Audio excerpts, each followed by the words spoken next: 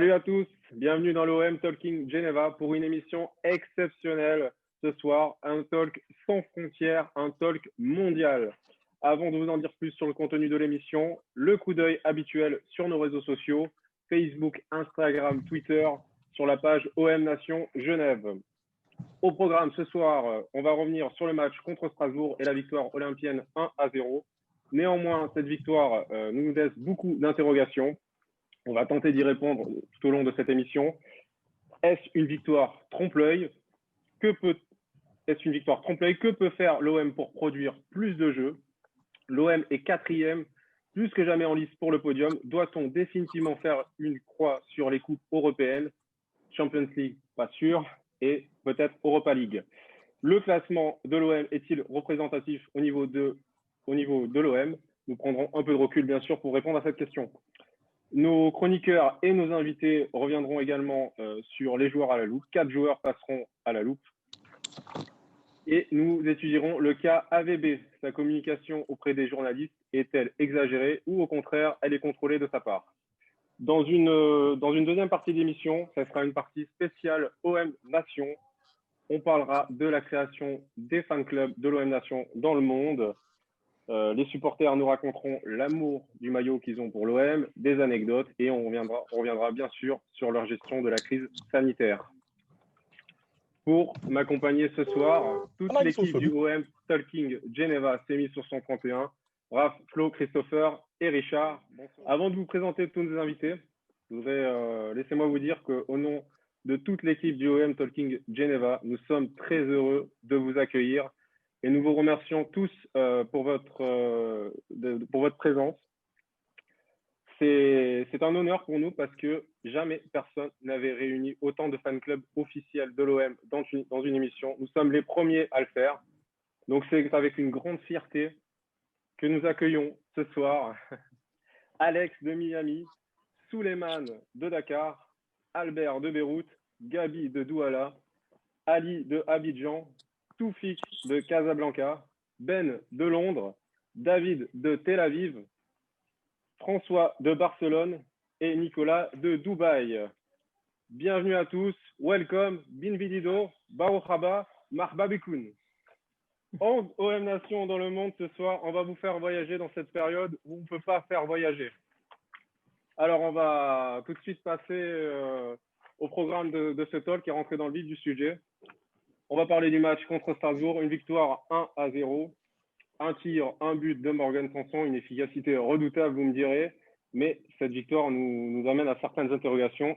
Est-ce une victoire en trompe-l'œil? Je me tourne vers toi, Raph. Je sais que tu as analysé ce match. Qu'est-ce que tu en penses du contenu du match? Alors, bonsoir à tous. Très content de recevoir tous ces OM Nations. On a aussi une pensée pour notre ami Antoine de Lausanne qui actuellement travaille en unité Covid. Donc, on voudrait lui passer un petit coucou et puis qu'on pense à lui. Oui, donc j'ai analysé le match contre Strasbourg qui a été le match typique du vendredi soir, donc c'est-à-dire assez on a failli s'endormir devant. Du point de vue des stats, comme on fait à chaque émission, voilà, Strasbourg a eu la possession avec 52% de possession. Ils ont dominé au nombre de tirs. Il y a eu 9 tirs pour Strasbourg, mais par contre que 2 cadrés. Et l'OM a été un peu efficace avec une frappe, qui est la seule frappe cadrée par Sanson, et ça a fait but. C'est donc là, on se demande un peu si c'est une victoire qui est un peu en trompe-l'œil. Eh bien, pas totalement, parce qu'on voit qu'on se rappelle tous le match contre Lille l'année dernière où on gagne 2-1 en étant dominé pendant tout le match et finalement, sur 2 actions, on passe devant. On a fait preuve d'une redoutable efficacité et c'est ce qu'il y a eu à Strasbourg. Il faut dire aussi que AVB l'a rappelé, mais que le match contre Strasbourg, après un match de Champions League, souvent, c'est des matchs assez compliqués. En plus, c'est dans une ambiance qui est assez… qui nous rappelle un peu les matchs de Coupe de France, les matchs pièges. Donc voilà, ça a été un match très compliqué. Mais par contre, on peut tirer quelques points positifs. C'est-à-dire que l'année dernière, au même stade, à 10 journées, à 10 journées, on était 4e. On avait marqué 12 buts. Cette année aussi, on a marqué 12 buts. Mais en revanche, en moins de tirs et on est beaucoup plus efficace que l'année dernière. Sauf que là, par contre, quand on analyse cette partie-là, eh ben, on voit qu'en fait, on joue un peu comme une petite équipe. Parce que si on prend les données qu'on tirées de la Ligue, l'année dernière, à cette même période, on avait plus de 53, plus de 53% de possession comme moyenne dans les matchs. Et cette année, on est descendu à 36,7%. Ce qui montre on joue un peu comme Lyon a joué en Ligue des Champions, c'est-à-dire on attend derrière et on contre. Et donc, c'est là où moi, je trouve qu'on est un peu dans la lancée de ce qu'on fait depuis plusieurs matchs, c'est-à-dire qu'on joue moins, on produit moins de jeux, mais on est beaucoup plus efficace dans ces matchs.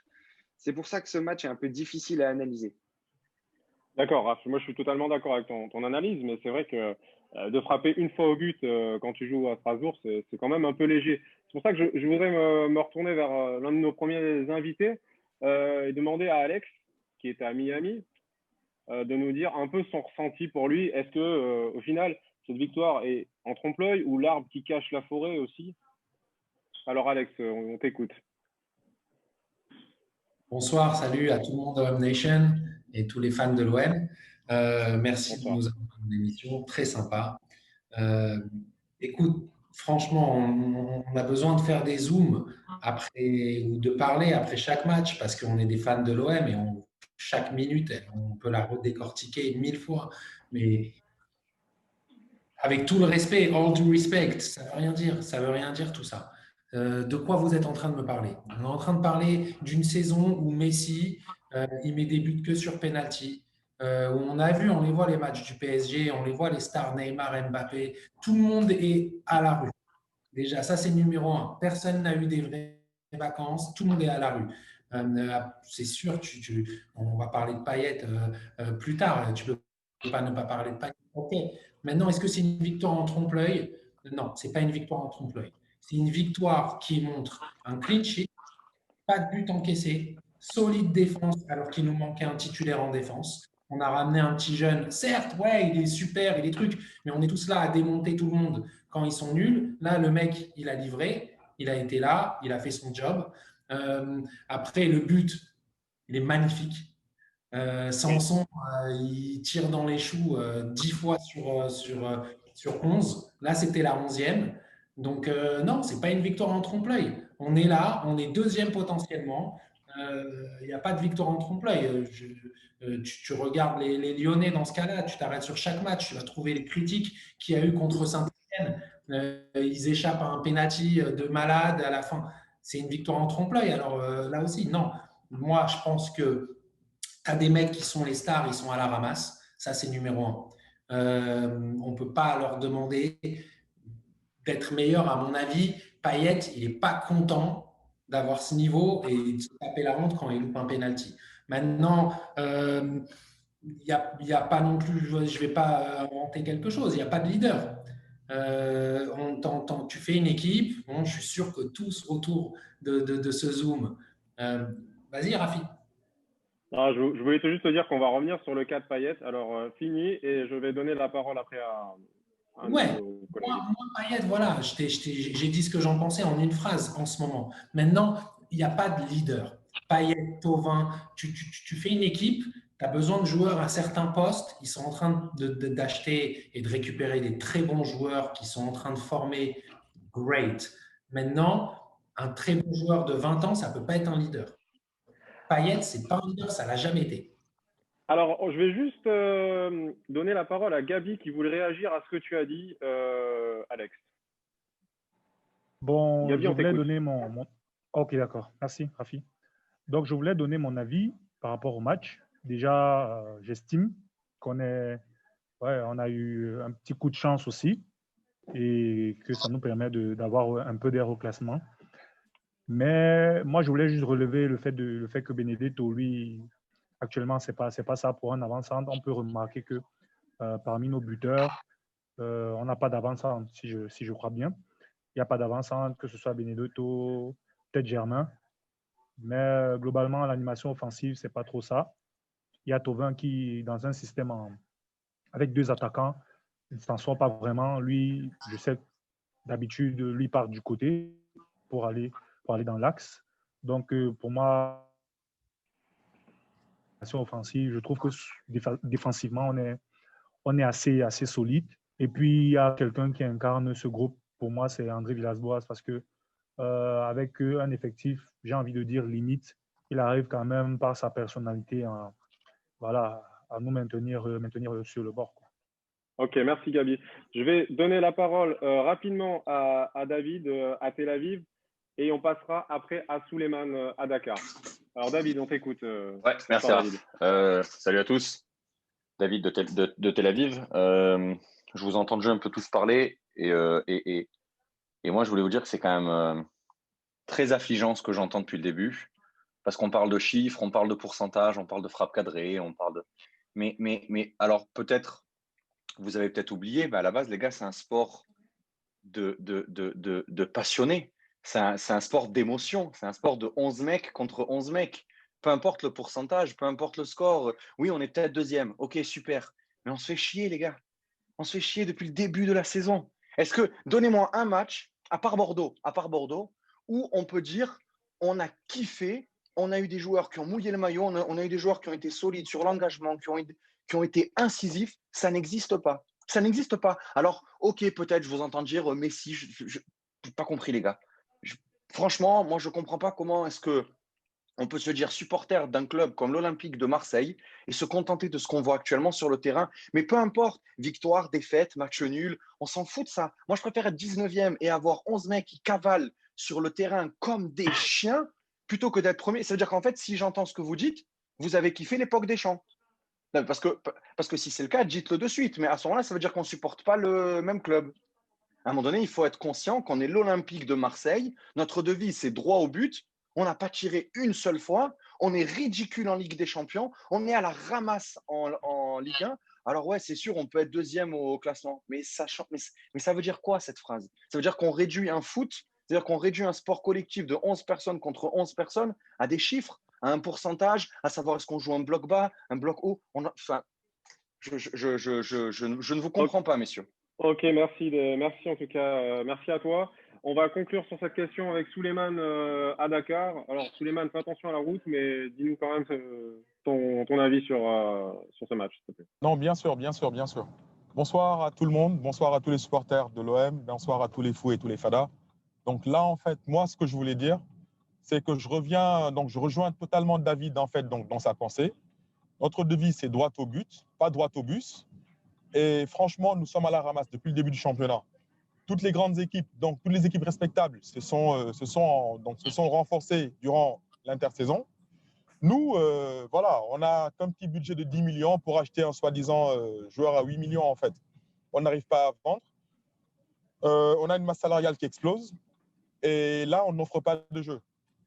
Je suis content du résultat, mais je ne suis pas content du jeu de l'OM depuis le début. Je dis, pour rejoindre David, depuis notre match contre Paris ou contre Bordeaux, les autres matchs, franchement, ça ne vaut pas la peine. Hein. Tu regardes seulement pour regarder, mais voilà, quoi. C'est comme si tu mangeais une paella sans sel, quoi. Voilà. Donc, on ne propose rien du tout. Et aujourd'hui, moi, je ne plains pas. Aujourd'hui, moi, je ne… Villas-Boas, il a une Twingo. Et on lui demande d'être premier devant les Mercedes d'Hamilton. Tu prends quelqu'un comme Rudy Garcia ou Thomas Tuchel, ils ont des Ferrari, mais ils ne savent pas passer les vitesses. Si Villas-Boas avait l'effectif, la moitié de l'effectif donc, de Rudy Garcia ou de Tuchel, moi, je me dis qu'il aurait fait une équipe de rêve, une équipe de fous, en fait. Ok. Et ça, c'est une victoire à trompe-l'œil, selon moi. D'accord, Souleymane.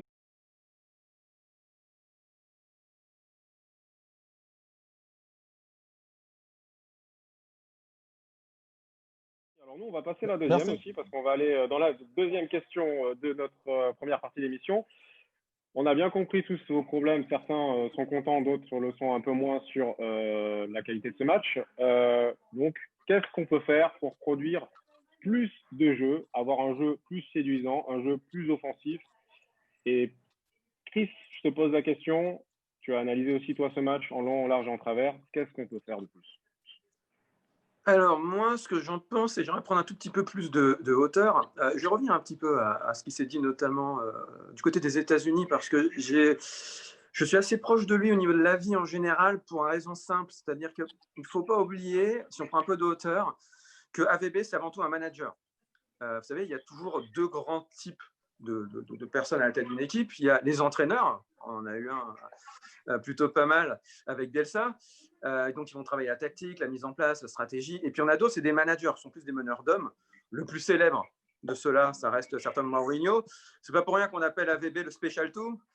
C'est vraiment, j'ai envie de dire, si c'est pas le fils spirituel, je dirais au moins le frère spirituel de celui-ci.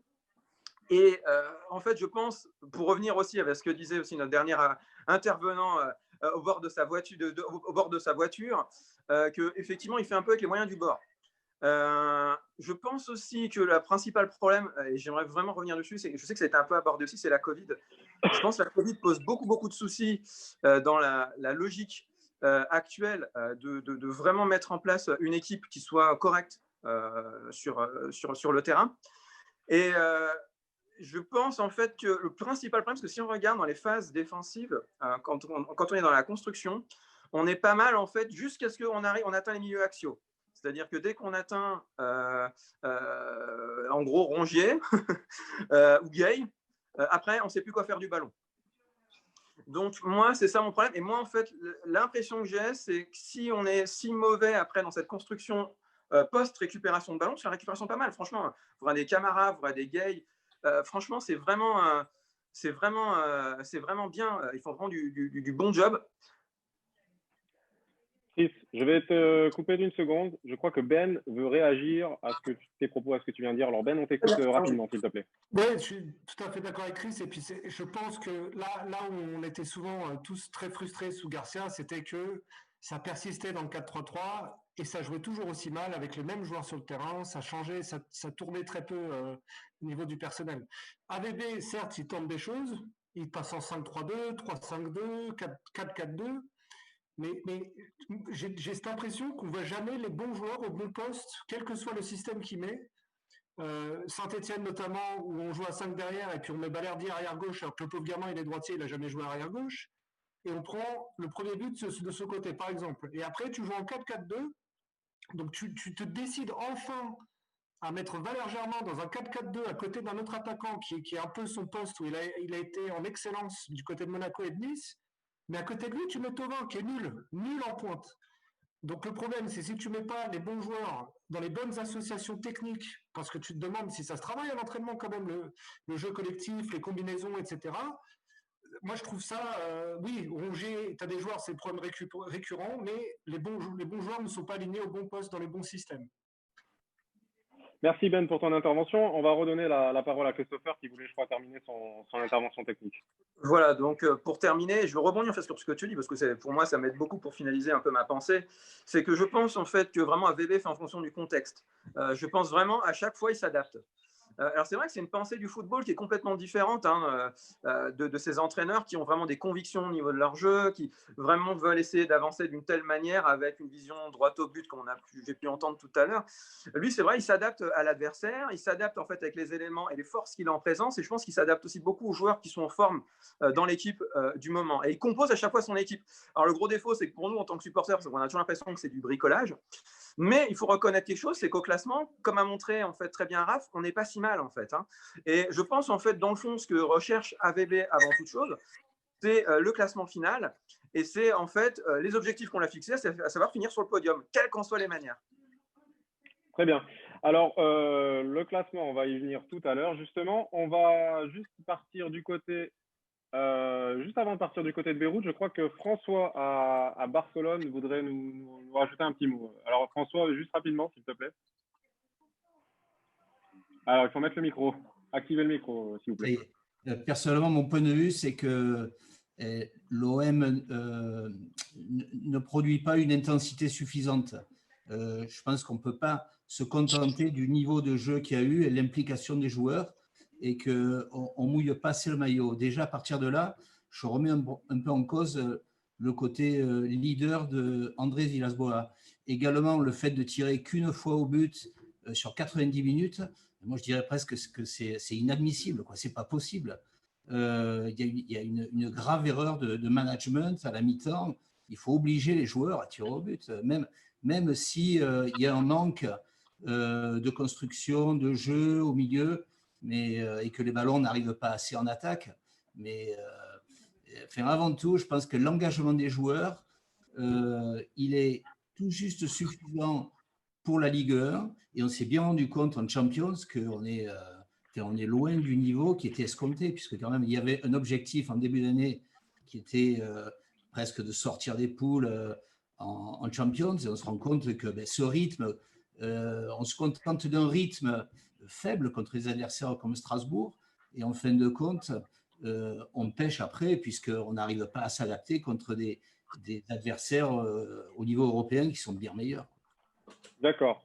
Merci, merci à toi, François.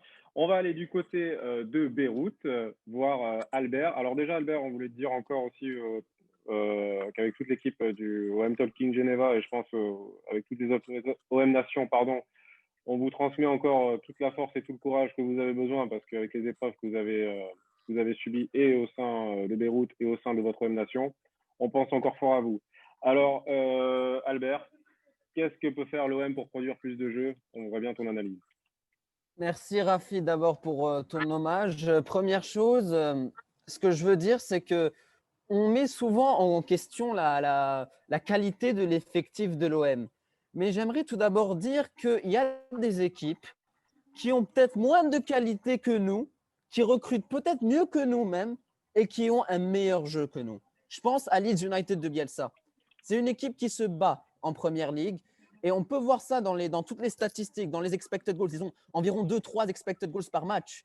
C'est énorme. Ils mettent en difficulté toutes les équipes de Première Ligue. Donc, à mon avis, c'est un problème de qualité de jeu, puisqu'on a des plutôt bons joueurs. Et avec n'importe quel joueur, on peut construire un vrai jeu. Donc, il y a une vraie, si vous avez remarqué dans le football moderne, justement, par exemple, Lille et Rennes sont des grands exemples. Dans le football moderne, il y a une vraie tendance à un jeu hybride entre le jeu de possession et le jeu un peu défensif. C'est le jeu qu'on voit notamment avec Atlanta, avec Leipzig. À mon avis, je pense que ce jeu correspondrait parfaitement à l'OM. Juste, ce qu'il manquerait, ce serait des joueurs un petit peu plus rapides sur les ailes et un attaquant de pointe. Parce que j'ai l'impression, surtout avec le match contre Strasbourg, que le ballon brûle les pieds de nos joueurs. Qu'à chaque fois qu'on en a l'opportunité, on balance le ballon vers l'avant. Ce n'est pas comme ça. Il faut essayer de repartir avec des passes courtes, même quitte à prendre des risques, puisque c'est aussi ça le football, quitte à prendre des risques pour pouvoir avancer et que ce soit plus plaisant. Comme ça, on pourra vraiment respecter la devise de l'OM et on pourra effectivement donner du plaisir aux supporters parce qu'ils en ont vraiment besoin partout dans le monde. Merci à toi, Albert. Alors, on va parler du classement aujourd'hui. L'OM est 4e au classement. On n'est plus jamais en lice pour finir sur le podium. Je rappelle que nous avons un match en moins à jouer, le match contre Lens. Donc, on pourrait être potentiellement 2e. Si Rennes aussi gagnait son match, on serait deuxième ex-aequo. Est-ce on va se poser la question, est-ce qu'on doit faire l'impasse sur notre campagne européenne actuelle pour se consacrer pleinement au championnat? Autrement dit, foutu pour foutu, est-ce qu'on se consacre qu'au championnat cette saison? Richard, je me tourne vers toi, notre Marseillais local. Qu'est-ce que tu en penses de cette question? Tout simplement, pour moi, je l'ai toujours dit depuis des années, quand on est professionnel en football, pour moi, on doit jouer tout à fond. Il n'y a pas de choix. Je choisis la Coupe de France, je choisis. Gars, tu es professionnel, tu es payé tant de centaines de milliers d'euros chaque mois. Moi, je ne tolère pas, j'accepte pas que tu me joues la danseuse et que tu choisis tes compétitions. D'accord? Alors, bon, certes, on n'est pas 38 dans l'équipe. On a un petit groupe. On a étoffé ce petit groupe. Je pense qu'on peut assez faire tourner pour donner un peu des clés à Gueye et Cuisance aujourd'hui au milieu de terrain et faire souffler Thauvin et Payet. Et donc, à partir de là, il faut autant jouer la Coupe d'Europe que le championnat. Voilà. Bon, après, on ne parlera pas de Coupe de France, etc. Mais c'est important de jouer tout à fond. Pourquoi? Parce que pour le peuple marseillais, c'est ne pas leur faire honneur que de laisser tomber une compétition. Et ça, c'est très important à Marseille. Voilà. Donc après, on sait très bien le niveau qu'on peut avoir en Ligue des Champions. Il y a peut-être des stratégies à mettre en place pour être reversés en Europa League. Et je n'ai pas l'impression qu'ils ont envie de même être reversés en Europa League, vu leur grinta sur les 3 premiers matchs. D'accord. Alors, on va partir une nouvelle fois du côté de Douala voir Gabi. Gabi, est-ce que tu es d'accord avec le point de vue de Richard? Bah, je dirais juste que déjà, on est mal barré là, déjà pour les 3 premiers matchs. Est-ce qu'on doit faire l'impasse sur la campagne européenne? Non, j'ai envie de dire non. On est l'Olympique de Marseille, on a un vécu en Champions League et on le dit très souvent, jamais les premiers. Je crois qu'on a fait quoi? 12 défaites consécutives déjà, c'est pas bon. Il ne faudrait pas qu'on en arrive à une 13e déjà, non. Je ne suis pas d'accord. Donc, pour la phase retour, plus d'engagement, plus d'envie. Je crois qu'on peut, les 2 matchs à la maison, même s'il n'y a pas de supporters, il faudrait, ne serait-ce qu'on puisse se dire on peut terminer 3e. Et pourquoi pas être reversé en Europa League? Oui, pour moi, on doit la jouer. On doit jouer la Coupe d'Europe. Déjà qu'en championnat, on n'est pas, comme, je ne sais pas, quelqu'un a dit là, on se fait chier, excusez-moi du terme, devant les matchs de l'OM, Oui, sur le plan il me du semble jeu. que c'est David de Tel Aviv. Oui. Oui. Voilà. Donc, D'accord. on doit jouer la Coupe d'Europe à fond, pour moi. D'accord. Je te remercie pour ton intervention. On va rester encore à parler de classement. On va surtout parler du classement de la Ligue 1. Est-ce qu'au final, il est représentatif du niveau de l'OM? Flo, je me tourne vers toi. Flo, à Genève, je me tourne vers toi. Est-ce que le classement de la Ligue 1 est représentatif du niveau de l'OM selon toi?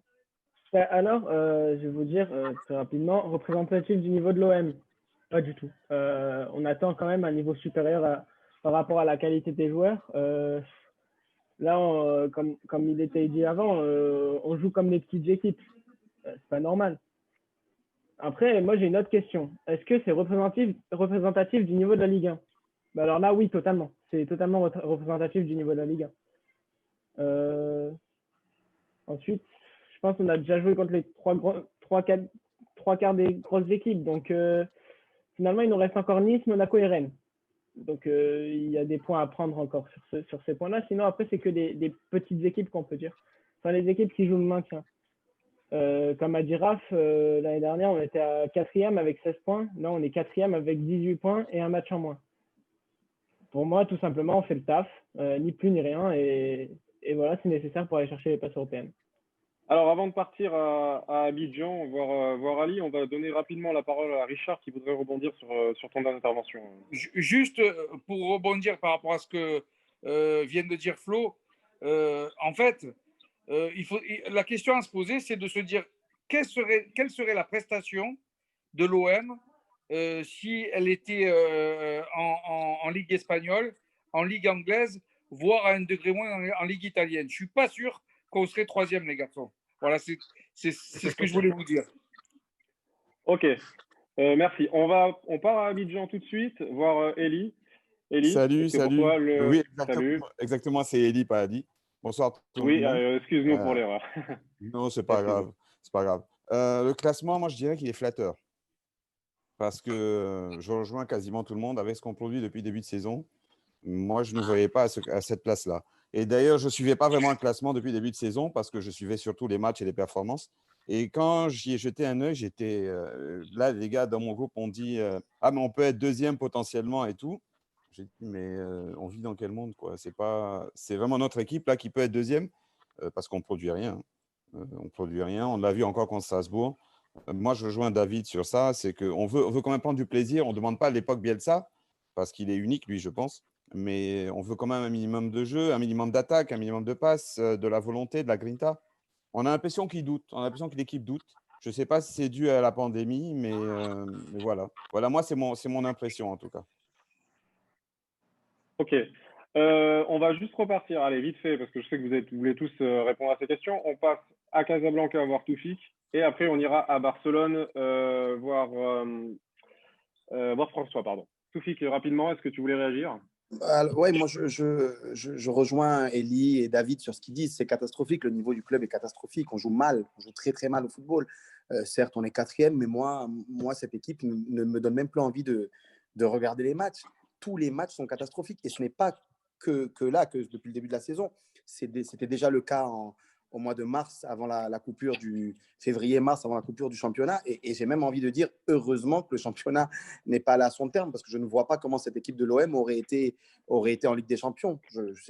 Vu comme Lille revenait, on ne serait jamais qualifié pour la Ligue des Champions. L'équipe joue très mal. Et c'est dommage parce que nous, supporters, on a envie de voir plus, on a envie de sentir que les joueurs se donnent à fond, et ce n'est pas le cas. En tout cas, moi, je ne ressens pas que les joueurs mouillent le maillot, donnent, ont envie de faire plus. Ça fait de la peine. D'accord. Merci. Alors, François, si tu veux conclure rapidement, je pense que tu voulais dire ton point de mot, et après, on passe aux joueurs à la loupe. Oui, juste pour terminer, moi je trouve que le niveau de l'équipe de l'OM est un peu le symbole de la Ligue 1, puisqu'on a fait allusion aux ligues étrangères. Enfin, et moi je regarde assez souvent la Ligue en Espagne. Le niveau est incomparable. L'OM ne serait pas dans les 5 premiers, mais loin de là. Il y a une autre implication, une autre intensité de jeu qu'on ne voit pas dans la Ligue 1. Même si je ne regarde pas tous les matchs, loin de là du championnat français. Mais globalement, je trouve que le niveau de l'OM, faible niveau là, dont on vient de parler, il est représentatif un peu du championnat. Ok, merci. Allez, on va avancer. On va passer à notre rubrique les joueurs à la loupe. On va passer 4 joueurs dans notre viseur.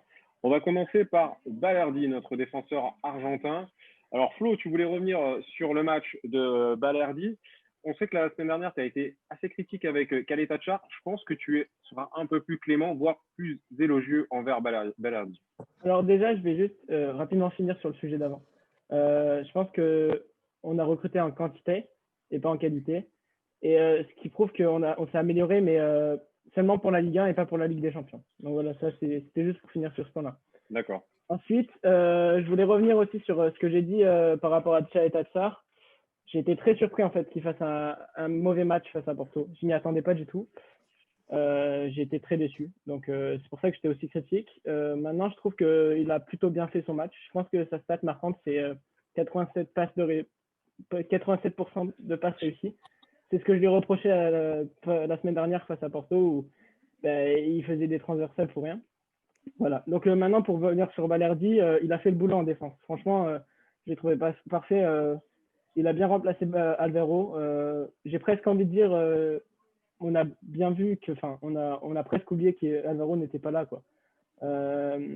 Il a eu sa chance. Il n'est pas passé à côté, loin de là. Je pense que à moyen terme, ça peut être le prochain défenseur central à côté d'Alvaro ou même à côté de Chalet Tatsar si on le garde. Voilà, je pense qu'en phase offensive, il était très bon. 51 passes, dont 81% réussis. Pareil en phase défensive, il a gagné 89% de ses duels. Il a perdu 10 ballons sur 64 qu'il a eu. Franchement, c'était bien. Voilà, pour moi, c'est un match solide. Ça se voit au score, avec un clean sheet, comme on l'a dit tout à l'heure. On gagne 1-0. Voilà. Pour moi, j'ai vu sur les sites des médias, sa note, elle vacille entre 5 et 7. 5 et 7. Pour moi, ça vaut quand même 6,5 sur 10. Après, je ne suis pas spécialiste, je préfère quand même le dire, mais voilà. Ok, merci Flo. On va écouter l'avis de Toufik à Casablanca sur Balerdi. Est-ce que tu es d'accord aussi Alors, moi, je ne suis pas tout à fait d'accord avec Florent. Le niveau de Balerdi n'est pas fameux. D'ailleurs, je pense que si aujourd'hui, il passe derrière Khaled Tatsar et Alvaro, parce que ce n'est pas non plus un très bon défenseur central. Il n'est pas exceptionnel. D'ailleurs, connaissant un petit peu la politique de Dortmund, je serais étonné d'apprendre que Dortmund cède un jeune joueur comme ça aussi facilement s'il avait vraiment du potentiel. On l'a vu contre Strasbourg, il est perdu sur le terrain, il a du mal. Moi, personnellement, contre Strasbourg, j'ai trouvé qu'il avait beaucoup de mal à se placer, il avait beaucoup de mal bon, c'est Strasbourg en face, avant-dernier de la Ligue 1, donc c'est pas non plus un monstre, mais perso, je ne suis pas fan de sa façon de jouer. Il ne transmet pas d'assurance. Voilà, c'est l'avis que j'ai sur ce jeune joueur qui a peut-être du potentiel, mais en tout cas, pour l'instant, on ne voit rien du tout. Ok, merci. On va enchaîner. On va parler de Dimitri Payet. Je vais me tourner vers toi, Richard. Est-ce que pour toi, Dimitri Payet, je le rappelle, qui a été remplaçant, donc qui est rentré en cours de match, est-ce que tu as trouvé sa rentrée satisfaisante? Est-ce que tu penses que son jeu a été aussi créatif que sa coupe de cheveux? Dimitri commence singulièrement à me fatiguer parce que d'abord, j'aime beaucoup ce joueur et donc je suis déçu par son irrégularité. C'est un artiste, il a un pied magique. J'ai joué au ballon, donc je sais ce que c'est. Il peut te mettre des caviars, mais il faut que Dimitri, tu t'entraînes plus, je sais pas, cours plus, mange moins de couscous, boulettes, maigris un petit peu et ne choisis pas tes matchs parce que si tu choisis tes matchs, on te met danseuse étoile et tu choisiras tes danses. Mais là, tu joues à l'OM. Tu joues à l'OM, tu dois être au top niveau à chaque match. Donc, ça suffit de voir Dimitri dans ces conditions. D'ailleurs, je me pose la question de savoir s'il n'a pas perdu sa place en équipe de France. On ne va pas rentrer dans ce sujet, mais à cause de ça. Parce que Didier Deschamps, il n'est pas idiot. Un artiste comme ça, il ne s'en prive pas. Si le gars, il est régulier, il y a un problème mental avec Dimitri. Vous disiez tout à l'heure qu'il n'est pas le leader. Il doit être le leader de cette équipe. Il doit être le leader technique, le leader tout court et amener les garçons offensifs du milieu de terrain à créer des losanges pour qu'on ait de véritables actions de but. C'est lui, et puis il doit être au milieu, il ne doit pas être sur un côté parqué comme un ailier alors que ce n'est pas du tout sa place. Voilà. Okay. Dimitri, réveille-toi. D'accord, on a entendu le message. Alors, avant de partir à Londres retrouver Ben, on va juste passer par Tel Aviv, retrouver David qui voulait réagir à ton intervention. Oui, merci de me donner la parole. Sur le cas de Dimitri Payet, moi, je ne suis pas forcément d'accord avec ce qui a été dit précédemment. Il ne faut pas oublier que Dimitri Payet, il fait sa meilleure saison, il les fait à West Ham, dans un cadre qui est très particulier. Il va dans un championnat qui est très, très dur. Je vous rappelle que Dimitri Payet, quand il part à West Ham et qu'il fait l'interview, pour ceux qui l'ont vu sur RMC, il dit que la patte Bielsa, il l'a gardée quelque temps et que doucement, ça s'est dissipé. Le problème de Dimitri Payet, c'est que c'est un feignant. Et que quand Dimitri Payet il part au clash avec West Ham, c'est Marseille qui le fait revenir. On parle de Dimitri Payet, il a pris du poids, mais on ne lui dit rien. Donc, quand vous êtes dans une entreprise et qu'on ne vous dit rien, si vous ne faites pas votre travail et qu'on ne vous dit rien pour plein de raisons, pourquoi est-ce que vous allez changer? Dimitri Payet, on dit il a fait des efforts sur le salaire.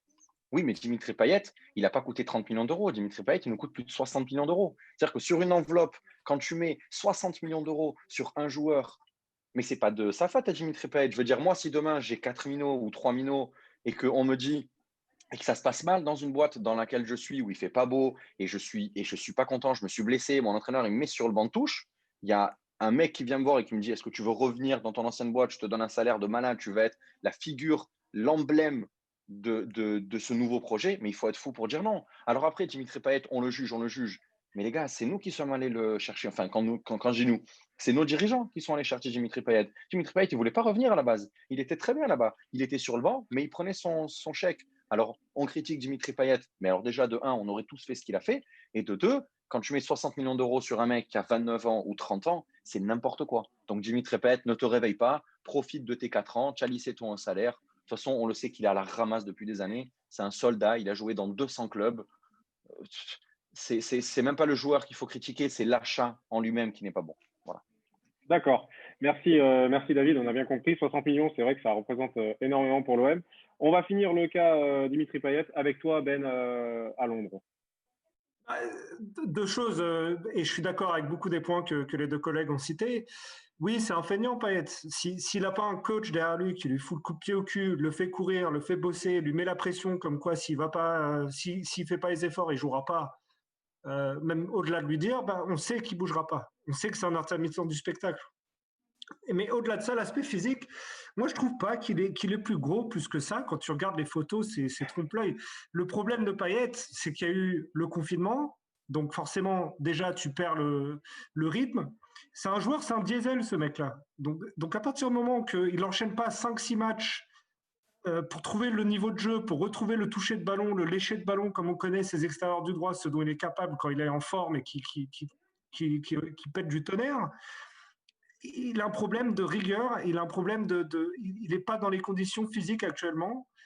Et au-delà de ça, au-delà du fait de son poids ou quoi, je pense qu'il faut que lui il commence à se rendre compte et que beaucoup au club commencent à se rendre compte qu'on s'est peut-être enculé tout seul en lui donnant un contrat aussi long. Il a 33 ans, Dimitri Payet, les gars. Et quand tu as 33 ans et que tu fais une pré-saison qui est tronquée, tu vas pas récupérer aussi vite que quand tu as 29-30 ans. Hein. Sur un an à l'autre, tu perds beaucoup. Donc c'est un gros problème et il va nous coûter très cher, très longtemps ce problème. Alors, on a bien compris que c'était de l'avis de David aussi de Tel Aviv. Richard, alors 2 petites secondes, tu conclus et on enchaîne, s'il te plaît. Non, juste, je voulais dire, Maradona, il avait pris un peu de poids et il te faisait des matchs de folie. Donc, Dimitri, tu nous as gonflé. Voilà. Point barre. D'accord, merci. On va passer à Florian Thauvin. Alors, Raph, je vais me tourner vers toi. On a vu un Florian Thauvin parfois agacé dans le match. Peut-être que certains de ses gestes techniques ne marchaient plus sur ce match. Qu'as-tu pensé de la prestation de notre Flotov? Alors, comme tu dis, il avait l'air agacé, mais j'ai trouvé tout aussi agacé que nous, on l'a trouvé agaçant. Enfin, ça, c'est mon ressenti. Exactement. Je sais que David n'est pas trop fan qu'on parle des chiffres, mais je trouve que ces chiffres à Thauvin, ils sont quand même ils sont assez marquants, quoi. Il a 15 duels dans le match, il en gagne que 6. Et quand on sait que c'est un peu notre homme fort avec Payet, les deux sont très en dessous physiquement et puis techniquement. Physiquement, on peut le comprendre pour Thauvin qui revient d'une année de blessure. Mais enfin, des fois, il y a un peu de nonchalance de son côté qui a tendance à m'horripiler. On le voit quand il joue le Classico, il est à fond les ballons. On sent qu'il a envie, il réussit pas tout, mais il tente. Mais là, contre Strasbourg et même avant les matchs qu'il fait où il tire un penalty contre Bordeaux où il était d'un mollasson, voilà, ça va 5 minutes. Il faut que Thauvin ait une sérieuse remise en question. Je vois dans le match, il a tenté que 6 dribbles. C'est pas normal quand on sait que c'est lui un peu le dribbleur de l'équipe. D'accord. Tu parlais de David justement qui aimait pas trop les chiffres. Alors David, on va t'écouter sur le cas Florian Thauvin. Bah écoute, Florent Thauvin, pour moi, c'est le meilleur joueur de notre équipe, tout simplement. Alors, il est peut-être passé à côté de son match, oui, on va pas se le mettre de côté, mais il nous en a sauvé combien? Sérieusement, les gars, il nous a sauvé combien de matchs? Combien de fois est-ce qu'on a vu Thauvin faire la spéciale, la fameuse spéciale? Ça fait 3 ans, 4 ans, 5 ans qu'il fait la même, et ça fait 3, 4, 5 ans que ça passe, et ça fait 3, 4 saisons qu'à chaque fois que la saison démarre, tous les spécialistes, tous les pseudo-spécialistes sur RMC, Eurosport, ils disent non, mais c'est terminé, les gars, ça passera plus. Et à chaque fois, ça passe. Et à chaque fois, ça passe. Alors, encore une fois, oui, il a peut-être tenté que ses dribbles. Je pense très sincèrement aussi que Thauvin, il était relativement fatigué. Ça se voyait dès le début du match. D'ailleurs, quand il sort, il est très agacé. Mais encore une fois, c'est ton meilleur joueur. Regardez sur les 3-4 dernières saisons, pas celles où il se blesse, il finit tout le temps meilleur buteur, il finit tout le temps dans le haut du panier dans l'ensemble de la Ligue 1. Alors oui, la Ligue 1, elle est faible, mais individuellement, il y a des monstres quand même en Ligue 1. Je veux dire, rien qu'à Paris, je veux dire, c'est incroyable. Donc peut-être que Thauvin, il a été moins bon sur ce match, soit, mais il est tellement fort que pour moi, c'est le seul joueur sur lequel tu ne peux pas te plaindre d'un mec qui t'a sauvé autant de fois, qui se donne autant pour le club. Et il y a un truc aussi qu'il ne faut pas oublier, c'est que Thauvin, dans 2 mois, il est libre. Il a le droit de négocier un contrat. Alors, on va éviter d'être trop sévère avec ce monsieur. On va aussi, si on fait le rapprochement de Thauvin-Payet, on va arrêter de parler Payet. Il serait peut-être temps aussi de mettre en avant un peu ce cher Thauvin, parce que je vous laisse remarquer que sur les maillots, il n'est jamais là, que dans les communications du club, il n'est jamais là, que quand il y a n'importe quoi, leur truc de fin d'Europe, il n'est pas là, Thauvin. Donc moi, très sincèrement, qu'il fasse des matchs moyens comme il fait, mais qu'il signe, s'il vous plaît. Voilà, s'il y a bien un joueur dont j'ai vraiment pas envie qu'il parte, parce que si Thauvin il part, on n'est vraiment, vraiment pas bien. Donc, peut-être qu'il n'a pas été très bon, Je suis d'accord avec toi sur les chiffres. Là, pour le coup, c'est vrai que les chiffres ne sont pas à son avantage, mais même pas que les chiffres. Dans le jeu, dans l'envie, dans la vista, dans les accélérations, il n'était pas au niveau. Mais c'est pas grave. Franchement, c'est pas grave. Qu'il reste comme il est, mais juste qu'il re-signe et qu'il revienne comme il est d'habitude. Je vous rappelle aussi qu'il n'a pas, il a pas joué pendant une saison entière. C'est énorme ce qu'il fait. De revenir d'une saison de blessure comme il est revenu, il arrive premier match, il plante. D'entrée, il pose le jeu. Donc, il a peut-être fait un match qui n'était pas terrible, mais c'est pas grave. Franchement, c'est notre meilleur joueur, mais de très, très loin en plus. Ok, merci David. Je vais juste rebondir sur quelque chose que tu as dit. Il a fait sa spéciale dans pas mal de matchs. Alors nous, on a eu la chance d'avoir Pierre Ménez dans une émission il y a quelques semaines et qui nous disait la spéciale de Florian Thauvin, elle passe à chaque fois. Et je ne comprends pas que les entraîneurs adverses ne briefent pas leurs défenseurs en lui disant Thauvin, il est à droite, il ne doit pas rentrer avec son pied gauche dans l'axe, il ne doit pas rentrer, vous faites ce que vous voulez, mais il ne doit pas rentrer. Et c'est vrai que ça marche souvent et on avait eu cette analyse de Pierre Ménez. Parenthèse terminée, on va passer au dernier joueur à la loupe, Valentin Rongier. Alors, je vais en parler avec Christopher. Je crois que tu as été assez satisfait de sa performance quand même. Oui, j'aimerais venir un peu sur son cas parce que ça fait partie de ces joueurs de l'ombre. Alors bien sûr, c'est pas, on ne parle pas des défenseurs, des attaquants, ceux qu'on voit vraiment en avant parce qu'ils doivent intervenir sur des actions très particulières, un peu décisives. Rongier, c'est pas de ces joueurs qui sont décisifs. Rongier, ce qui est intéressant, c'est que moi, je me suis amusé, en fait, voilà, on va reprendre différemment. On a reçu, en fait, la semaine dernière, Fabrice Abriel. C'était très intéressant en fait de discuter avec lui parce que quand on lui parlait en fait de savoir qui c'est qui mettra au milieu de terrain, à chaque fois il nous disait ouais, il y en a un qui est important qu'il faut à tout prix garder, c'est Rongier. Et ça, quand il disait un peu ça, je me suis dit tiens, je me suis dit tiens, quand je vais voir le prochain match, je vais essayer de faire un focus sur lui, c'est-à-dire que je vais vraiment regarder que Rongier ce qu'il faisait pendant le match. Parce qu'effectivement, c'est quelqu'un qu'on ne voit pas trop, en fait, finalement. Et en fait, on pouvait voir que systématiquement, dès que la défense récupérait le ballon, il était toujours en train de s'avancer vers le porteur du ballon pour avoir la première passe. Alors, c'est vrai que des fois, il n'arrive pas toujours à pouvoir faire une autre passe après. Donc, souvent, en fait, ce que je dis, c'est que le problème pour moi au niveau de l'OM, c'est après la passe au milieu axial. Mais moi, j'étais vraiment bluffé, en fait, en vraiment faisant le focus sur lui, faites-le, notamment par rapport à Gaï. Il y a beaucoup de gens qui disent ouais, Gaï. Mais si on regarde le match, Gaï, il est resté très statique. En fait, en vérité, je pense que c'est pour ça qu'il l'a sorti à la mi-temps. Mais en fait, Rongier allait sur tous les ballons. Et vraiment, il demandait le ballon, il demandait encore le ballon. Et vraiment, j'étais impressionné. Je trouve qu'il n'a pas mérité son 4 là qu'il a eu dans la Provence et l'équipe. Je pense qu'il a fait un bon match. Ok, merci Christopher. Alors, on va écouter l'avis de Nicolas à Dubaï qu'on n'a pas encore entendu. Bonsoir Nicolas. Déjà, aussi, on voulait transmettre au sein de toute l'équipe du OM Talking Geneva une pensée pour Chris et lui souhaiter beaucoup de courage et beaucoup de force aussi. Donc, on pense fort à lui. Et on va t'écouter sur Valentin Rongier. Bonsoir tout le monde. Tout d'abord, merci pour tous vos soutiens et messages que vous avez pu transmettre à Chris. On lui souhaite toujours un bon et un prompt rétablissement. Concernant Rongier, je pense qu'en fait, son positionnement, on ne sait pas si avec Gay ou avec quelqu'un d'autre, ici, il doit jouer plutôt au milieu relayeur, plutôt au milieu défensif, et il nuit à la construction du jeu, souvent, je trouve. Et on peut pas lui en vouloir sur, je pense, l'implication, parce qu'il fait des efforts, il court beaucoup. Mais dans tous les cas, encore une fois, on est dans un système où le problème est de la construction du jeu. Et c'est là où je trouve qu'il est mal utilisé, et pas uniquement comme il devrait l'être normalement. Alors, on a passé nos joueurs à la loupe. On va un peu passer notre entraîneur à la loupe cette fois-ci. On va revenir sur les sorties médiatiques d'André Villas-Boas, qui ont été assez musclées envers les journalistes, notamment sur Téléfoot et la chaîne L'Équipe. Alors pour vous, est-ce que tout simplement Villas-Boas a exagéré ou c'est une communication qui est complètement contrôlée, c'est voulu de sa part? Chris, toi qui es expert en communication, qu'est-ce que tu as pensé de l'attitude de Villas-Boas? Moi, je pense vraiment que c'était complètement contrôlé. Et d'ailleurs, la preuve que j'en ai, c'est-à-dire que c'est vrai qu'on a vu tous ces extraits sur Twitter, sur les réseaux sociaux, de moments en fait, où il pète des plombs. Mais en fait, dès qu'on on lui pose une autre question en fait, complètement différente, par exemple sur comment a joué l'adversaire, tout de suite, en fait, il se reconcentre et il redevient normal. Et en fait, moi, ma théorie, c'est que quelque part, en fait, il joue un peu il joue un peu au dur. Il joue un peu au dur sur certaines questions, en fait, dont il veut surtout pas répondre parce qu'il veut protéger ses joueurs. Et l'idée de protéger ce joueur, on rejoint à ce que je disais tout à l'heure. AVB, c'est un manager.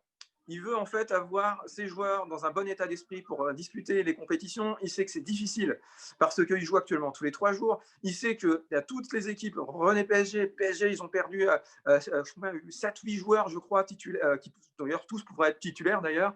Rennes, ils ont perdu 4 joueurs, donc Kamavinga, dont Mawenga. Enfin, c'est impressionnant de voir en fait les effectifs, en fait, comment ils se font tous casser. Physiquement. Et nous, d'ailleurs, c'est une des grandes réussites pour moi d'ailleurs du staff d'AVB, c'est d'avoir réussi à maintenir en fait son équipe et avoir finalement aucun blessé. Et moi, je pense en fait que tout cela, en fait, ce processus de communication rentre là-dedans, c'est d'essayer de pas mettre trop la pression aux joueurs pour essayer justement en fait de continuer en fait à maintenir sa façon de jouer malgré tout, malgré que tout le monde râle et que tout le monde n'est pas content, pour justement pouvoir mesurer les efforts pendant le match et d'essayer de continuer à avancer de cette sorte-là. D'accord, merci Christopher. Je vais donner la parole à François, parce que je sais qu'il voulait aussi rebondir sur Rongier. Donc, si tu veux faire 2 petites secondes sur Rongier, avec plaisir. Et du coup, nous parler du cas Villas-Boas. Bon, merci. Donc, concernant Rongier, ben, je rejoins un peu ce que disait Christopher avant, dans le sens où c'est un joueur qui est important dans un groupe, parce que c'est un joueur qui a une bonne mentalité, qui occupe beaucoup de terrain, qui se propose et qui fait un gros travail dans l'ombre. Après, également, on ne sait pas si il peut être relayeur ou être plus créateur, parce qu'il est capable, il a le potentiel au niveau de faire de belles ouvertures. Par contre, bon, concernant le match de Strasbourg, il n'a pas été quand même génial. C'est un joueur qui a la confiance de Villas-Boas, qui joue énormément. Il est presque tout le temps titulaire. Rongier, il a été titulaire presque tous les matchs, je crois, sauf un seul en début de saison. Et quand il est titulaire, ben, il joue normalement presque 90 minutes, quoi, le match complet. Alors, je pense quand même que physiquement, ben, lui, il a le rythme maintenant, parce qu'il a eu des minutes. Et je me pose la question, est-ce qu'il est à son maximum? Si on le compare à Gueye, par contre, au même niveau, s'ils sont au même niveau, par contre, l'autre a un potentiel énorme, alors que Valentin arrive peut-être un peu à son maximum. D'accord. Et pour Villas-Boas, est-ce que pour toi, c'est une communication maîtrisée ou tu penses qu'il a complètement exagéré? Je ne sais pas. Sincèrement, j'ai du mal à avoir une opinion personnelle, là, puisque je pense que c'est bien de vouloir protéger les joueurs, ça oui, leur enlever de la pression. Après, je pense quand même qu'il faut être exigeant et même le montrer pour justement qu'ils sortent de leur léthargie. Enfin, moi, je suis peut-être un peu critique ce soir, là, suite au match de Strasbourg, mais je pense qu'on devrait plus exiger, quoi. Alors, avant de partir à Dubaï et demander l'avis de Nicolas, on va faire un petit détour à Beyrouth. Albert voulait nous dire son point de vue. Ok, concernant Villas-Boas, bon, on va dire que j'avais un point de vue assez opposé à ce que vous avez dit, mais c'est tout à fait correct. C'est peut-être qu'il a envie de protéger ses joueurs, mais est-ce que, quelque part, ce ne serait pas les installer dans une sorte de confort pour qu'ils puissent, et comme ça, ils ne pourront pas trop progresser. Et ça, c'est vraiment pas bon, parce que on a beau dire que AVB fait du Mourinho, mais on a très bien vu avec Mourinho ce qui s'est passé à Manchester United. C'était désastreux à la fin. De très bons débuts, mais un désastre à Manchester. Donc, à mon avis, il faut que les joueurs connaissent un petit peu leurs responsabilités. C'est bien de protéger les joueurs, il n'y a pas de problème. Mais à mon avis, il faut aussi dire que la responsabilité, elle est aux joueurs. Et voilà, c'est comme ça. Ok, on part à Dubaï et puis après, on repart à Tel Aviv. Alors, je suis assez surpris quand même de vous entendre parce que concernant AVB, je pense que c'est quelqu'un qui, en tout cas, moi, m'a donné une opinion des entraîneurs complètement différente par rapport aux déclarations qu'on peut avoir avec Garcia à l'époque. Je pense qu'il est profondément honnête. Si ce n'est pas ça, c'est qu'il est profondément calculateur. Et il a, à mon avis, cédé à un coup de sang lorsqu'il y a eu l'intervention sur Téléfoot. Parce que malgré tout, j'entends dans vos discours que, notamment, il soutient, en tout cas, il défend ses joueurs, mais néanmoins, pendant cette interview, il les a quand même accablés en répondant aux journalistes que s'il voulait voir du beau jeu, il fallait qu'il aille en Italie. Donc, c'est quand même un message assez violent qu'il envoie à ses joueurs, et ce n'est pas forcément uniquement que pour les protéger, mais aussi pour leur redonner de la motivation et que ça percute, quoi, parce que de ce que l'on voit sur les matchs aujourd'hui, c'est la grinta qui manque et peut-être qu'en les vexant, en les piquant en vif, c'est quelque chose qui pourra les faire réagir. D'accord, alors un petit détour à Tel Aviv pour conclure cette première partie d'émission. Oui. Très rapidement, moi, ce que je reproche un petit peu à AVB, c'est d'avoir appliqué une méthode que j'appellerais une méthode garcienne, c'est-à-dire qu'on va pas jouer sur du fond de jeu, toute proportion gardée, mais on va miser à fond sur le côté motivation, groupe, effectif. On va devenir très proche de ces joueurs, on va essayer de les bichonner, etc. Comme ce qu'a dit Albert, justement, où on essaye un petit peu de les mettre dans cette espèce de zone de confort où on leur fait croire que les méchants, c'est les autres et que nous, on est les bons et que tout va bien se passer. Et en fait, il y a vraiment des signes qui reviennent. C'est-à-dire qu'en première saison, tu fais une première saison où tu es vraiment costaud. Payet est vraiment costaud. On a un Sanson qui est très, très bon. Mandanda fait une saison incroyable. Et encore une fois, les mêmes symptômes reviennent. Tu démarres une saison pas très bien. Tu fais tes 2-3 premiers matchs. Tu t'en sors tant bien que mal. Et après, tu commences tout doucement à sombrer. Et l'entraîneur sombre avec les joueurs. Et on a la sensation que c'est pas vraiment de l'entraîneur, mais c'est l'entraîneur. C'est pas vraiment les joueurs, mais c'est les joueurs. Et d'un autre côté, on te dit non, mais vous inquiétez pas, le groupe vit bien. Et il fait des déclarations un peu douteuses qu'il ne faisait pas du tout l'année dernière. L'année dernière, même quand on se faisait rouster, il restait toujours très calme. Et là, il commence un peu à s'énerver. Donc, moi, en tout cas, je vois des signes Garcia avec une com différente, certes. Mais j'ai très, très peur de ce que va nous réserver l'épisode AVB. Il dit qu'il veut partir. Il lit son sort à Zubizarreta, mais quand Zubizarreta part, il ne part pas vraiment. Je ne sais pas. Moi AVB, j'ai beaucoup aimé le personnage au début. Encore une fois, parce qu'on sort de l'épisode Garcia. Ça me fait aussi beaucoup penser à l'épisode Amavi. Quand on a Evra, Amavi, il arrive, on dit tous, mais il est incroyable. Alors qu'en vérité, il est à la ramasse complètement. Donc voilà, pour moi, tout est relativement similaire et c'est très dommage parce que ça revient très souvent à l'OM, ça d'ailleurs. Allez, une dernière intervention de Toufik à Casablanca et on conclut. Ouais, moi, je suis plutôt d'accord avec ce que vient de nous dire le collègue de Tel Aviv. En fait, on a l'impression qu'AVB, il n'y arrive plus, en fait. Tu as l'impression que le projet n'est plus le projet pour lequel il est venu et il s'en rend compte au fil du temps. Il se rend compte que malheureusement, il n'a pas les cartes en main. Il n'a plus les cartes en main. Il n'a pas de moyens pour faire mieux que ce qu'il fait, en fait. Parce que son groupe n'est pas forcément bon, il ne faut pas se mentir.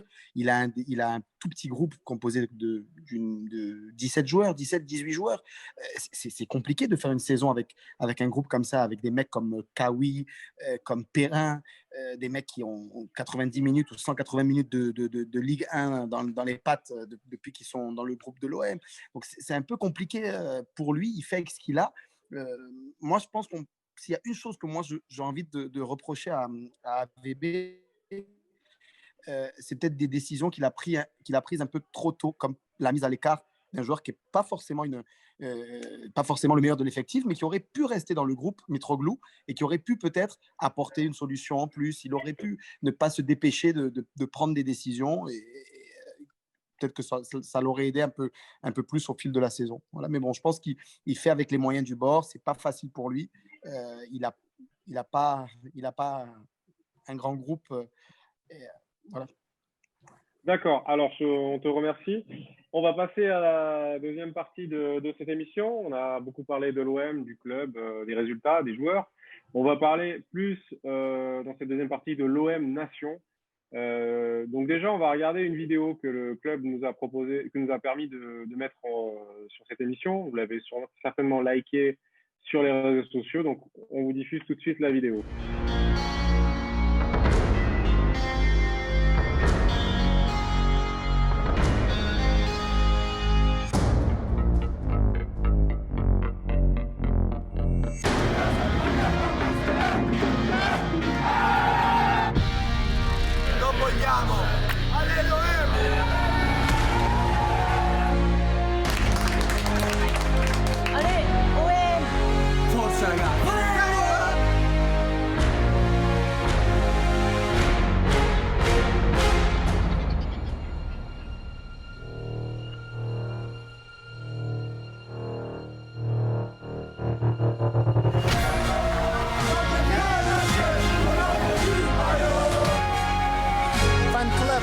Belarus.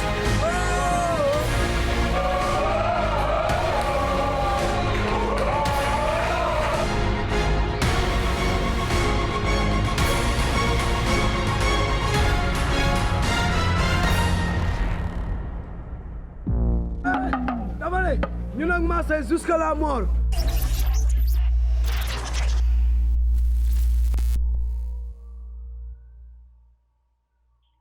Voilà, ça c'était une vidéo donc qui était proposée par l'OM, donc qui retrace en fait l'émotion un peu qu'on peut avoir au sein de nos fan clubs, l'engouement à chacun.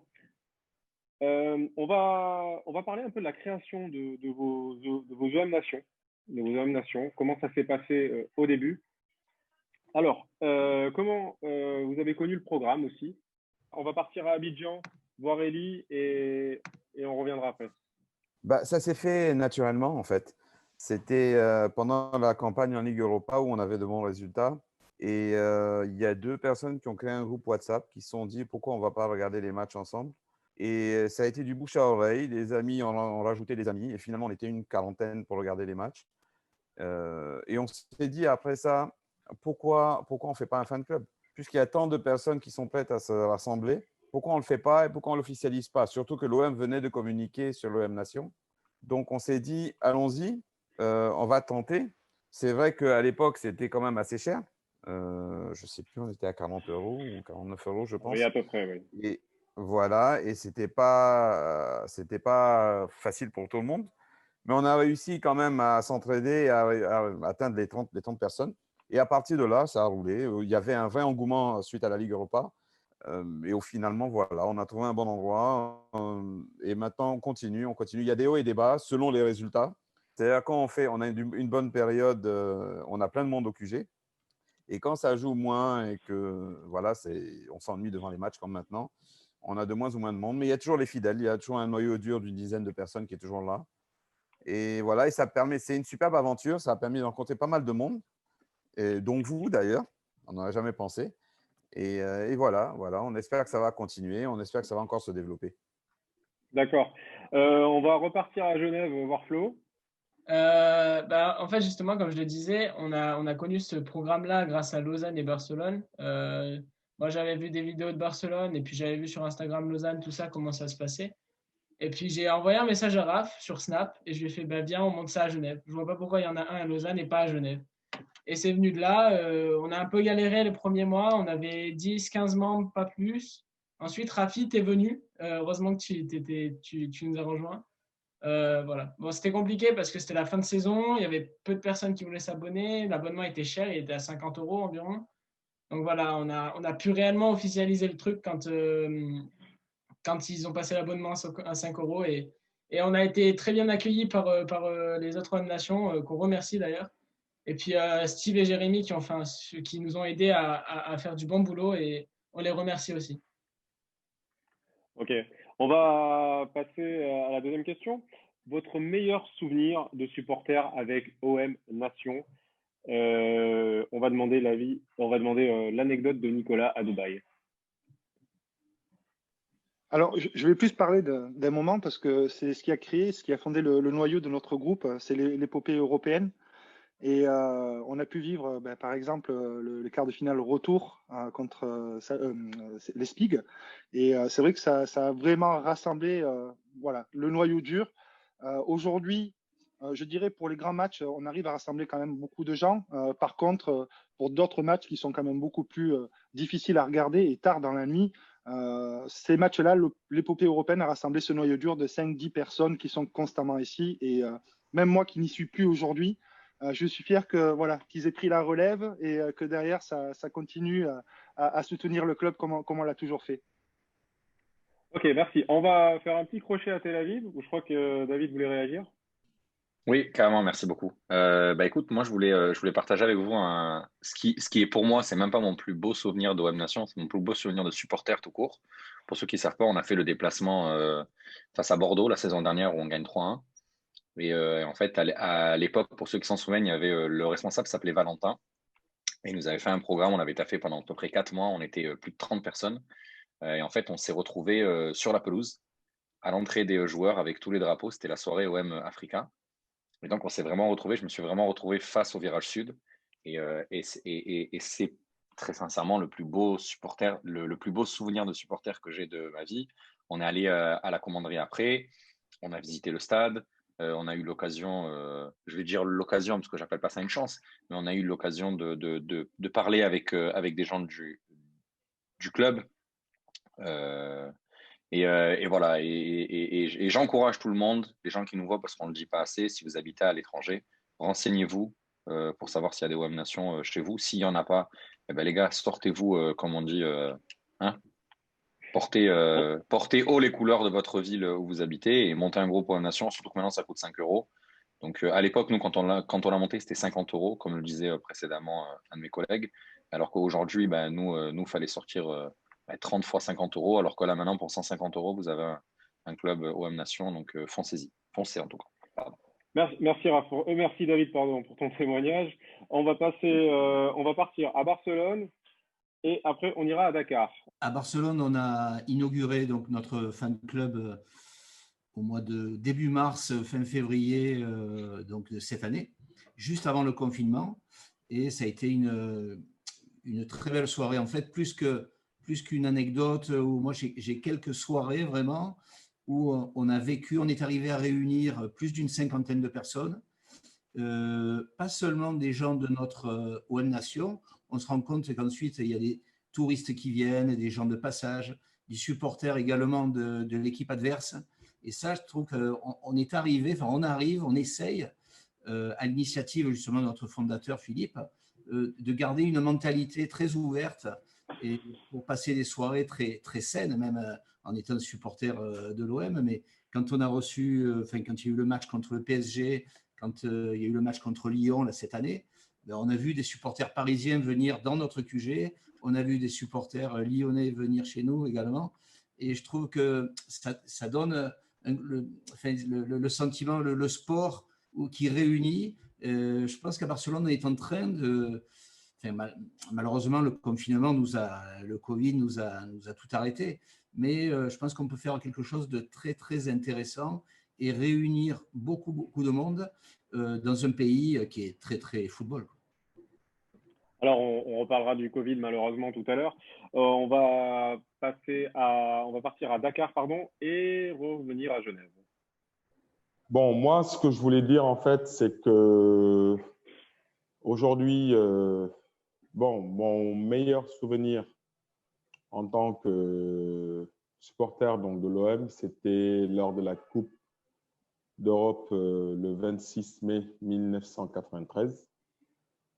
J'étais jeune, mais j'ai une anecdote par rapport à cette finale. C'est lorsque Marseille a gagné la Coupe et que Basile Boli s'en est allé vers le public en leur disant qu'aujourd'hui, je ne pleure pas en fait. Aujourd'hui, je ne pleure pas. Et il y a ma mère qui ne regarde pas le foot, qui vient, qui tombe sur cette image et qui dit « Ah tiens, aujourd'hui, c'est Marseille qui joue ». Je dis « Ben ouais, maman, c'est Marseille qui joue ».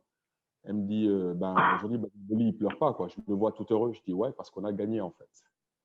Exact. Donc, et par rapport à l'OM Nation Dakar, nous avons payé aussi notre abonnement à 50 €. Et au début, c'était difficile, très difficile, pour rassembler 50 €. Bon, tout le monde n'a pas aussi les moyens. Il y a beaucoup de supporters, mais beaucoup de supporters n'ont pas les moyens. Après, on a dû s'entraider entre nous.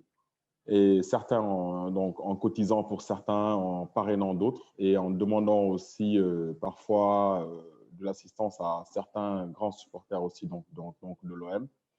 Et on a pu atteindre les 30 et notamment avoir notre QG, organiser donc des matchs, visionner des matchs soit au Centre culturel français où on invite l'ambassadeur de France qui répond généralement à toutes nos invitations, qui vient regarder le match avec nous, et où on choisit un restaurant dans lequel on fait une communication bien avant, on prend le restaurant, on consomme, on regarde le match, on jubile aussi. Voilà, en gros, c'est ce qui se fait à Dakar en ce moment.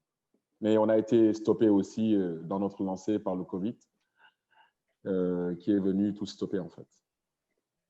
D'accord. En tout cas, merci beaucoup, Souleymane, pour ce témoignage très, très émouvant. On a eu l'impression d'être à Dakar d'un seul coup. On, Merci. on repasse à Genève avec Raph. D'accord. Merci. Oui, alors je voulais déjà qu'on se souvienne que il y a un an, c'était l'Olympico pour les 120 ans du club, où je pense que tout le monde a vécu un super moment. Moi, de mon côté, personnellement, j'étais au stade et c'était une ambiance tellement, tellement dingue où ça faisait des années que j'étais pas redescendu à Marseille et j'ai revu que voilà, quand il y a un match de l'OM comme ça, voilà, la ville s'arrête pour le club et c'est vraiment quelque chose d'exceptionnel. Et par rapport à l'OM Nation, le meilleur souvenir, bah déjà, il y a eu le premier match qu'on a fait, c'était le Classico. Et, et le dernier match où, par contre, on a perdu, c'était contre l'Olympiakos pour la Ligue des Champions, mais où on a mis une ambiance phénoménale et c'était dingue. On a chanté, tout ça. La victoire n'était pas au bout, mais on a chanté comme pas possible.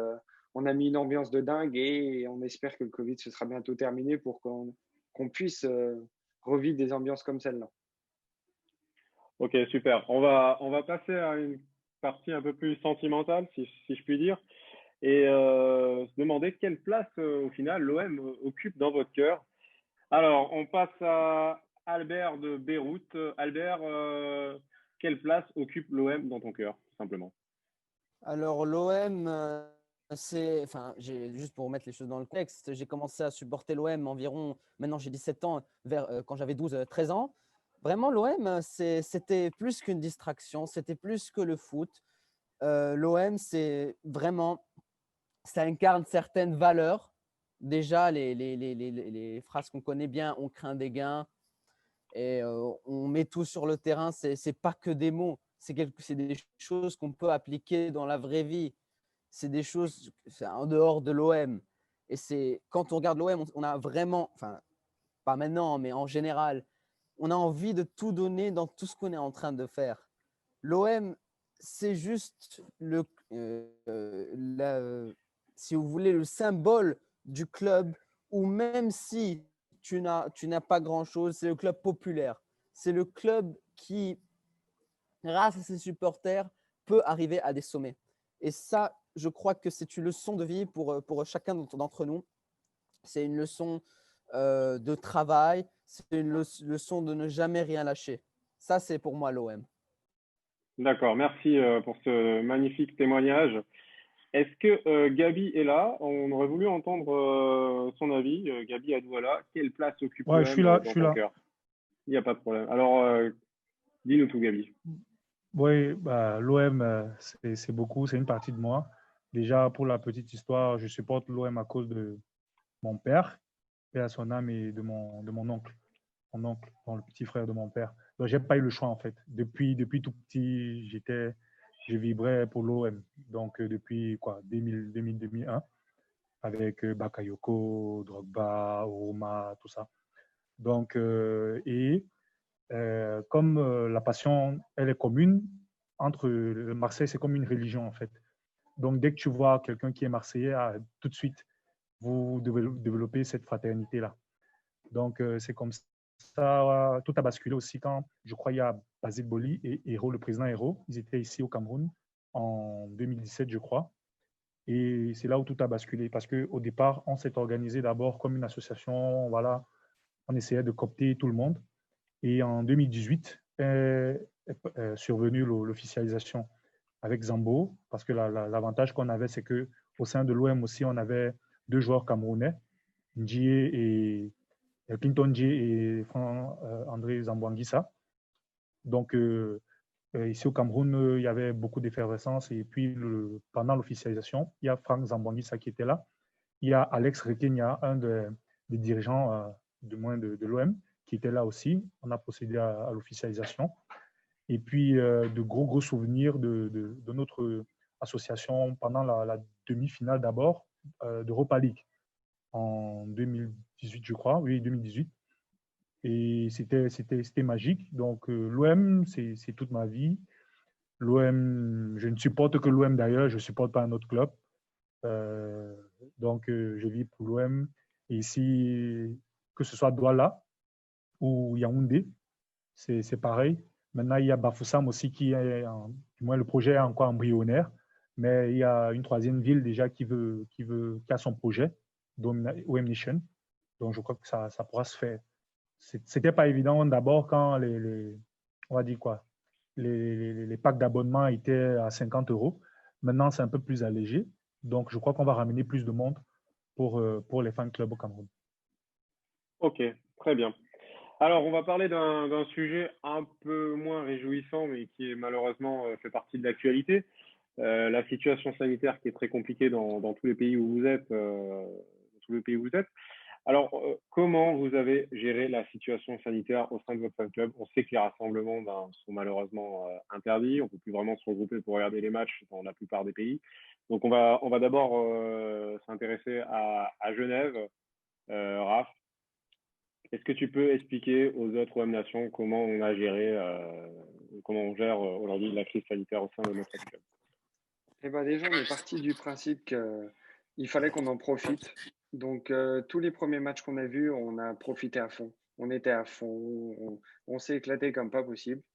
Et ensuite, bah, là, on parle beaucoup sur nos groupes WhatsApp avec les membres de l'OM à Genève. Et l'autre fois, on pense aussi à ceux de Londres, Ben, avec qui on a fait un Zoom où en fait on était une quinzaine en Zoom en même temps et chacun regardait le match de son côté, mais ça permettait au moins qu'on ne perde pas de lien entre tous les supporters. Mais oui, c'est vrai que c'est compliqué de garder le lien à distance. Mais bon, voilà, on essaye de faire comme on peut. D'accord. Alors, on va demander à David, à Tel Aviv, comment ils ont géré cette situation sanitaire. On sait que chez vous, vous avez eu 2 confinements. Vous êtes malheureusement sous la menace d'un 3e. Donc, comment s'est passée la situation au sein de votre fan club? Déjà, on n'est pas sorti actuellement d'un 2e confinement parce qu'on a toujours l'interdiction de se réunir dans des lieux clos. On n'a pas le droit d'être plus de 10. Les bars sont fermés, les restaurants sont toujours fermés. Ils font que de l'emporter ou que des livraisons. Donc, on se considère en tout cas toujours comme étant confiné. C'est très difficile parce que en plus de ça, on vit les matchs un peu tous. On l'a tous dit, hein, cette saison, c'est difficile sportivement, c'est difficile sanitairement parlant. On essaye des fois de se réunir les uns chez les autres, mais c'est un peu compliqué parce que des enfants, une femme, on est tous un peu ultra, surtout moi avec un passé un peu compliqué au stade.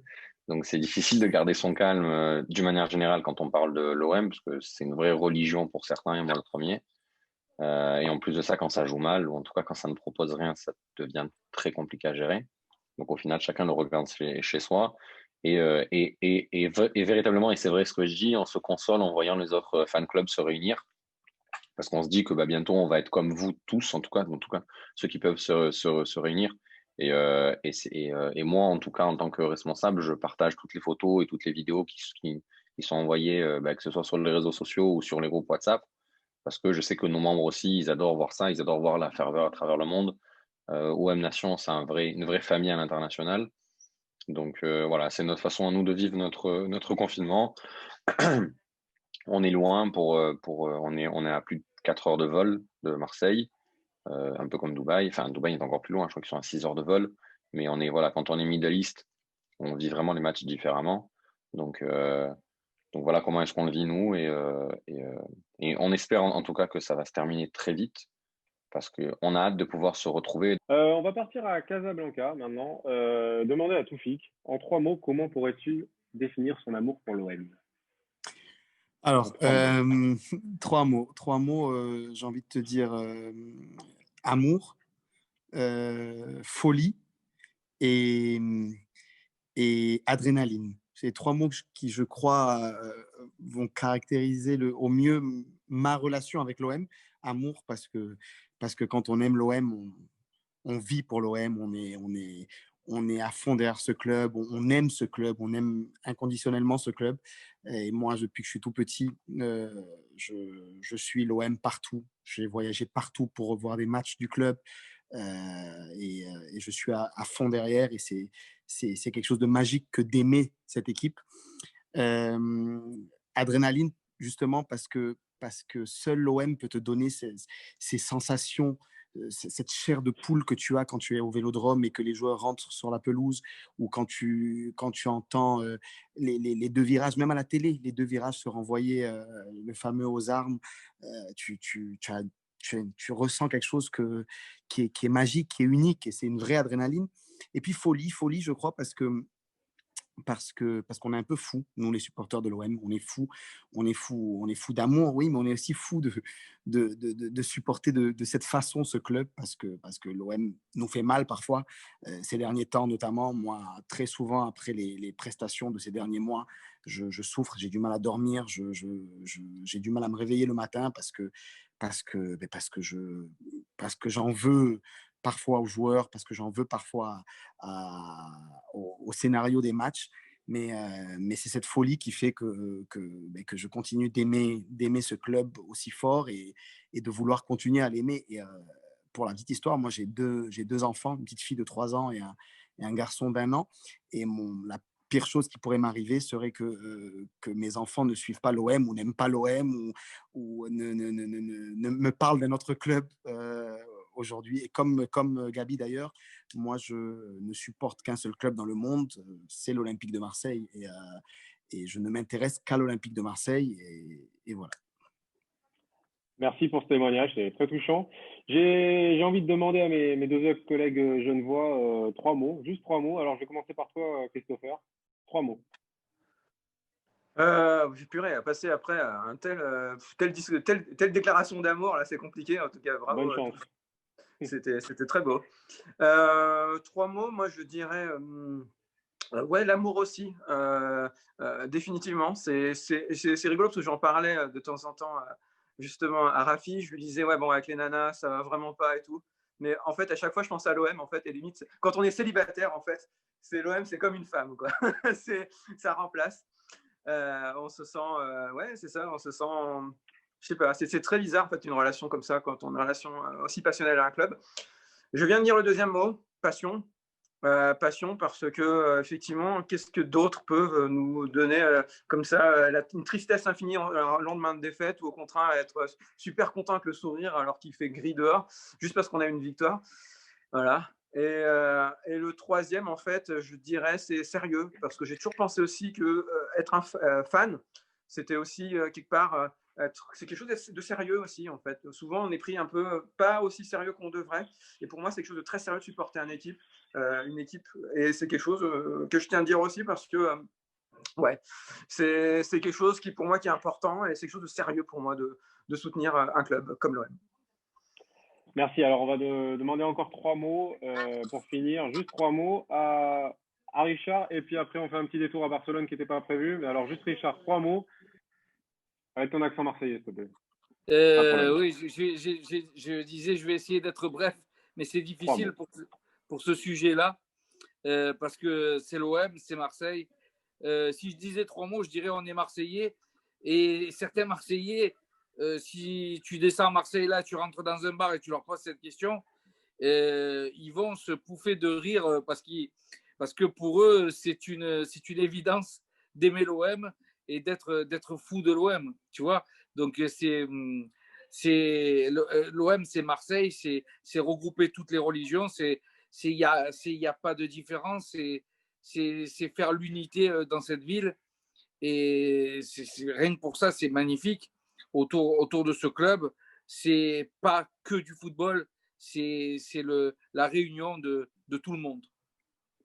Ok, merci Richard.